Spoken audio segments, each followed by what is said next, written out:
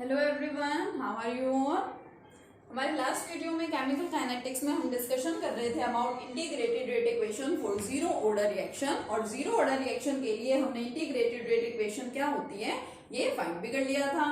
ये थी देखिए हमारी integrated rate equation, concentration of R equal to negative of KT plus concentration of R naught. और इस इक्वेशन को हमने कंपेयर किया था with the straight line equation. ये स्ट्रेट लाइन इक्वेशन है y is equal to mx plus c, जहां पे y क्या है ये हमें x और y एक्सिस पता लग गई थी। x यहाँ पे है टाइम और y क्या है कंसंट्रेशन ऑफ द रिएक्टेंट, और स्लोप क्या है इस लाइन का नेगेटिव k है। और इसके बेसिस पे हमने ये ग्राफ भी प्लॉट किया था और मैंने आपको बताया था कि स्ट्रेट लाइन तो रहेगी, लेकिन क्योंकि इसका स्लोप नेगेटिव है तो नेगेटिव स्लोप के अंदर जो लाइंस होती हैं वो किस तरह से आपको मिलती है, ऐसे डाउनवर्ड्स में मिलेंगी। तो ये आपने स्टडी कर लिया था।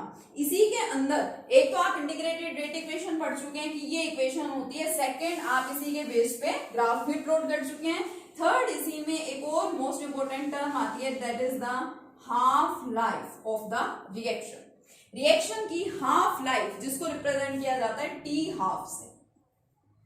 अब देखिए टी हाफ होता क्या है, ये एक ऐसा टाइम है जिसके ऊपर आपके रिएक्टेंट की जो कंसंट्रेशन है वो क्या बच जाएगी, half of the initial concentration, half of the initial concentration. ठीक है, जैसे मान लीजिए मैंने क्या किया, मैंने रिएक्टेंट लिया कोई, उसकी कंसंट्रेशन मैं आपको बताती हूँ कि सपोज 20 मोल्स पर लीटर मैंने कोई सब्सटेंस लिया है, ठीक है, और ग्राम वगैरह की टर्म में लीटर जैसे आप बोलना चाहे बोल सकते हैं। तो कंसंट्रेशन, इनिशियल कंसंट्रेशन किसी रिएक्टेंट की ये है। अब वो टाइम जिसके ऊपर ये कंसंट्रेशन एग्जैक्टली हाफ बच जाएगी, यानी कि एग्जैक्टली 10 बच जाएगी, 20 का हाफ, ठीक है, यानी कि क्या बच जाए, 10 बच जाए, उस टाइम को क्या बोला जाता है, टी हाफ, यानी half life of A reaction. तो हाफ लाइफ हर एक टाइप के रिएक्शन के लिए होती है, और हर एक टाइप के रिएक्शन के लिए हमें फाइंड करनी होती है, whether it is zero order reaction, first order reaction, second order reaction and so.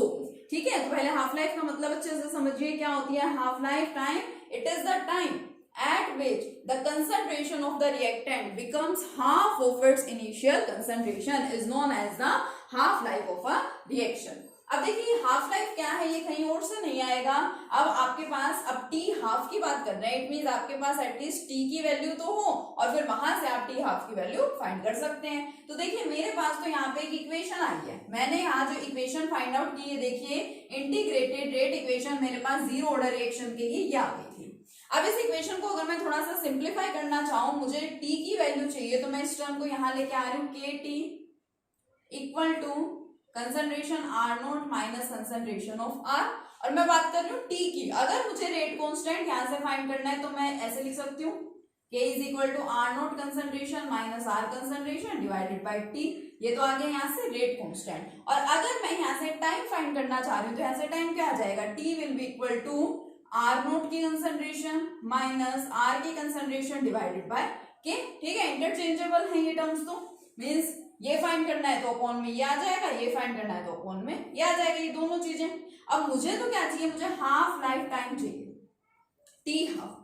तो ये कौन सा टाइम है, the time eight which the concentration of the reactant becomes half of its initial concentration.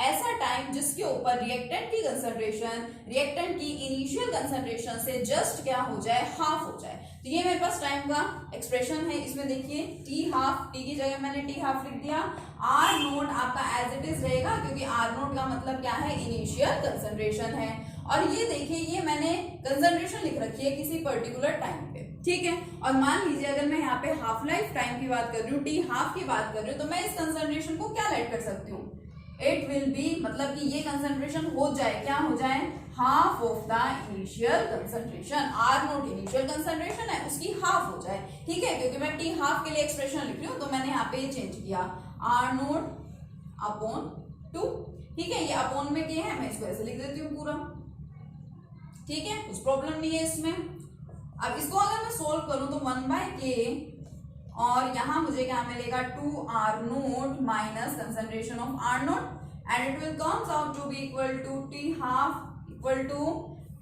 इसको solve करूं, subtract करूंगी तो क्या मिलेगा, r नोट डिवाइडेड बाय 2, और ये क्या है, k, it is half life period for zero order reaction. तो जीरो ऑर्डर रिएक्शन के लिए तीन चीजें हमने यहाँ पे फाइंड आउट की है। First, this one is the integrated rate equation for zero order reaction. It is the graph for zero order reaction and it is half life period for zero order reaction. मैंने आपको first और second lecture में बताया था कि जो order है reaction का, उस ऑर्डर को हम किसी भी केमिकल इक्वेशन को जस्ट देख के ही आइडेंटिफाई नहीं कर सकते, इसको एक्सपेरिमेंट्स की हेल्प से फाइंड किया जाता है। लेकिन ये भी सही बात है कि आप लोगों से एग्जाम में पूछा भी जाता है कि आपको ऑर्डर ऑफ द रिएक्शन बताना है। तो एक तो मैंने आपको जिस तरह के न्यूमेरिकल्स कराए थे कि आपको रेट लो एक्सप्रेशन लिख करके दे दिए जाए तो आप वहां से ऑर्डर इजिली फाइंड कर सकते हैं। एक तो ये मीन्स आपको कुछ ना कुछ हिंट वहां पे मिलेगा अगर एग्जामिनर आपसे ऑर्डर फाइंड करवाना चाह रहे हैं तो। सेकंड क्या है, सेकंड आपको ग्राफ्स को बहुत अच्छे से देखना है, ग्राफ्स को बहुत अच्छे से समझना है ध्यान दे करके। आपको वो पेपर में क्या कर देते हैं, इस तरह से ग्राफ प्लॉट करके दे देते हैं। ग्राफ किसके बीच में, this concentration of R and T, ठीक है। अभी ग्राफ आपको प्लॉट करके दे दिया, वो इस तरह से लाइन लगा करके देंगे, ठीक है। तो ये ग्राफ देख करके आपको आइडेंटिफाई करना होता है कि ये आपके पास एक ग्राफ है, आप आइडेंटिफाई कीजिए कि रिएक्शन का ऑर्डर क्या होगा, तो आप यहाँ से ऑर्डर इजीली फाइंड कर सकते हैं। तो ये जीरो ऑर्डर रिएक्शन के लिए हमने तीन मेन चीजें यहाँ से फाइंड आउट करनी है। ये तो हमारी मेन इंटीग्रेटेड रेट इक्वेशन है, ये ग्राफ है और ये क्या हो गया, हाफ लाइफ हो गया। इसी से रिलेटेड हम एक न्यूमेरिकल देख लेते हैं। यस, देखिए अब एक न्यूमेरिकल है आपके पास जीरो ऑर्डर रिएक्शन का। The rate constant of A reaction of zero order, देखिए इसने बोल रखा है आपको यहाँ पे कि जीरो ऑर्डर रिएक्शन है, ठीक है। उसका रेट कांस्टेंट ए में, यानी कि ए की टर्म्स में आपका जो रिएक्टेंट है वो ए है यहाँ पे, उसका रेट कांस्टेंट इतना है 0.0030 मोल्स पर लीटर पर second. How long will it take, how long का मतलब कितना टाइम उसको लगेगा, take for the initial concentration of A to fall from 0.10 molar to 0.075 molar। कि आपके पास कोई जीरो ऑर्डर रिएक्शन है, ए के टर्म्स में, रिएक्टेंट के टर्म्स में आपको दे रखा है कि ए कोई रिएक्टेंट है उस जीरो ऑर्डर रिएक्शन का, उसका रेट कांस्टेंट इतना है।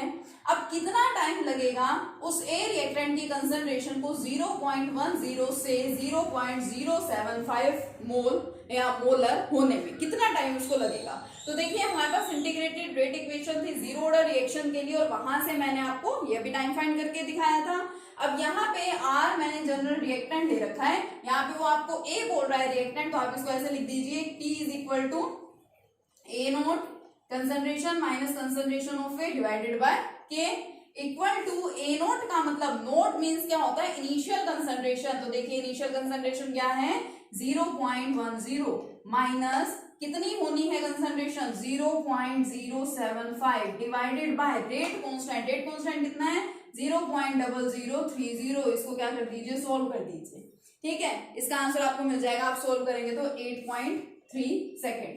देखिए कितना इजी सा न्यूमेरिकल है और ये न्यूमेरिकल आपके सीबीएसई एग्जाम्स में आया हुआ है पहले, ठीक है। तो देखिए कितने सिंपल सिंपल से न्यूमेरिकल हैं।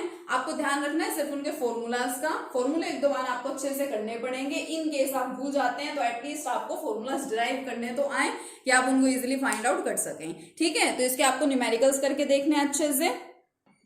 अब देखिए जिस तरह आपने जीरो ऑर्डर रिएक्शन के लिए इंटीग्रेटेड रेट इक्वेशन फाइंड की है, इसी तरह से हम फर्स्ट ऑर्डर रिएक्शन के लिए भी फाइंड कर सकते हैं। एंड फर्स्ट ऑर्डर रिएक्शन का मतलब क्या है कि the reaction in which order is 1, ठीक है, means n is equal to 1 आपको मिलेगा, वो क्या है फर्स्ट ऑर्डर रिएक्शन होंगे।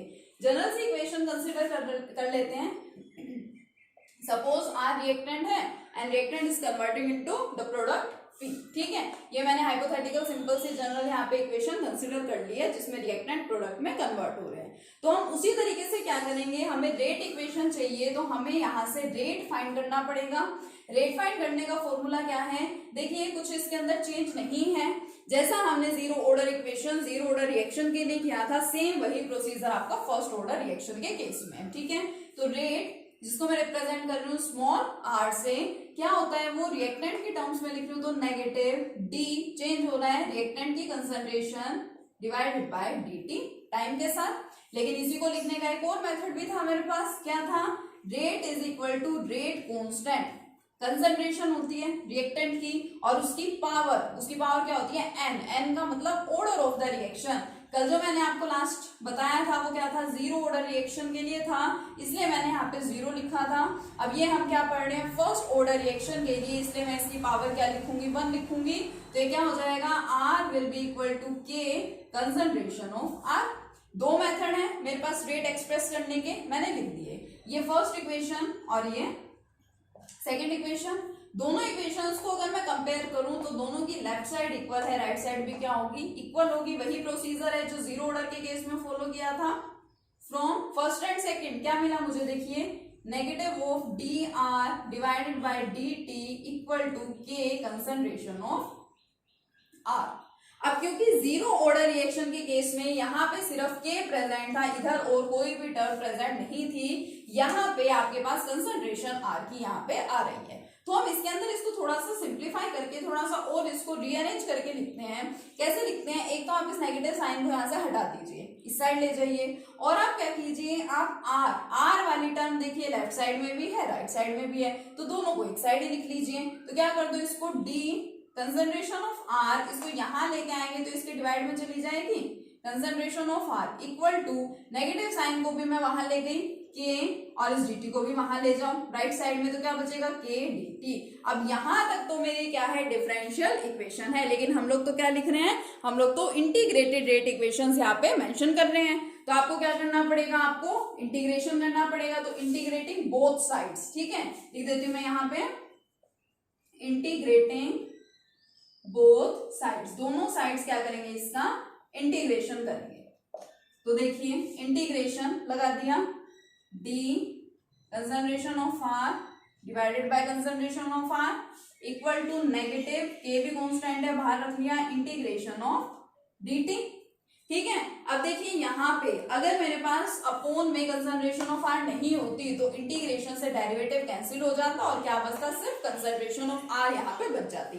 लेकिन इसमें भी आपको घबराने की जरूरत नहीं है, इस तरह का कुछ भी होता है, फॉर्मूला है, अगर आपको इसका इंटीग्रेशन करना है तो आपको आंसर क्या मिलता है, log नेचुरल, ठीक है, जिसको आप log विद बेस ई भी बोलते हैं, log नेचुरल, और साथ में जो भी आपको दे रखा है वो term log natural R, means आप इसके इंटीग्रेशन को सोल्व करेंगे तो आपको ये मिलेगा, log natural concentration of R equal to negative k, आपका एज इट इज, ये वही कल की तरह कैंसिल आउट हो गया, और के टी। और मैंने आपको क्या इंपॉर्टेंट बात बताई थी याद रखने के लिए, जब भी आप इंटीग्रेशन करते हैं साथ में we have to apply the integration constant, that is I, integration constant मैंने यहाँ पे लगा दिया।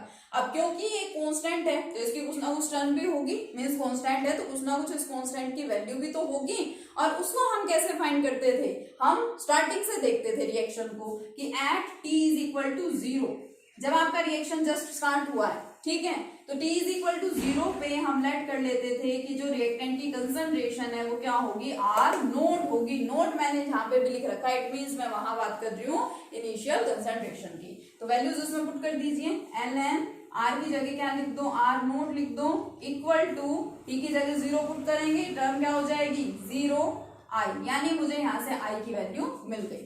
और जब मुझे I की वैल्यू मिल गई है तो इसके अंदर पुट कर दो I की वैल्यू, ln concentration of R equal to negative of KT plus ln R naught. ये मुझे क्या मिल गई, इंटीग्रेटेड रेट इक्वेशन मिल गई फर्स्ट ऑर्डर रिएक्शन के लिए। सिंपल सी है, इस इक्वेशन को हम और डिफरेंट तरीकों से भी लिख सकते हैं, जैसे कि आपके पास log नेचुरल है तो आपको पता है log नेचुरल को log में भी कन्वर्ट किया जाता है। कैसे कन्वर्ट करते हैं, 2.303 से मल्टीप्लाई भी होगा यहाँ पे 2.303 और फिर ये log में कन्वर्ट हो जाएगा। लेकिन उससे पहले देखिए आपकी फर्स्ट मेन इक्वेशन ये बनी, और इसी इक्वेशन को गौर से देखिए, क्या ये स्ट्रेट लाइन इक्वेशन नहीं है, yes it is the equation of straight line. तो इसको हम कंपेयर करते हैं y is equal to mx plus c से, फिर दोबारा वैसा ही बन गया जीरो ऑर्डर रिएक्शन के जैसा ही।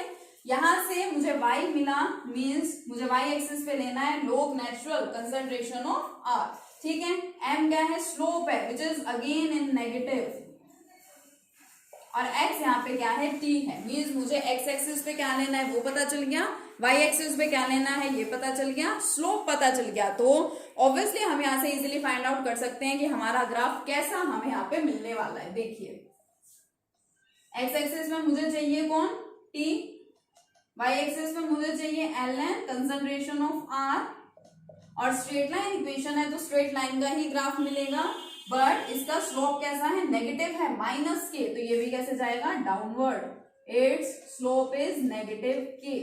अब अगर आप ये सोच रहे हैं कि जीरो ऑर्डर रिएक्शन और फर्स्ट ऑर्डर रिएक्शन के लिए ग्राफ तो सेम है, पेपर में अगर हमें दिया जाए तो हम कैसे आइडेंटिफाई करेंगे, तो आप देखिए एक्स एक्सिस और वाई एक्सिस।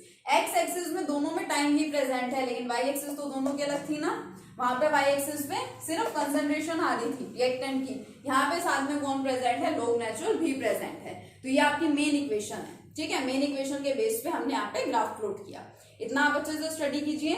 नेक्स्ट लेक्चर में हम देखेंगे कि इस इक्वेशन को हम और कितने अलग अलग तरीकों से लिख सकते हैं, और उन अलग अलग तरीकों से लिखने के साथ साथ क्या हम उनके डिफरेंट ग्राफ्स भी प्लॉट कर सकते हैं, ये भी हम देखेंगे। और जैसे हमने जीरो ऑर्डर रिएक्शन के लिए हाफ लाइफ स्टडी किया है, उसी तरह से फर्स्ट ऑर्डर रिएक्शन के लिए भी स्टडी करेंगे। तो आज का आपका वर्क क्या है, आज का आपका वर्क है कि आप जीरो ऑर्डर रिएक्शन को अच्छे से स्टडी करेंगे, उसके integrated rate equation, half life time और उससे रिलेटेड न्यूमेरिकल्स को सोल्व करेंगे, और साथ में integrated rate equation first order reaction के लिए यहां तक, इसकी फर्स्ट इक्वेशन तक और इसके ग्राफ तक आप लोग अच्छे से स्टडी करेंगे। Okay, thank you.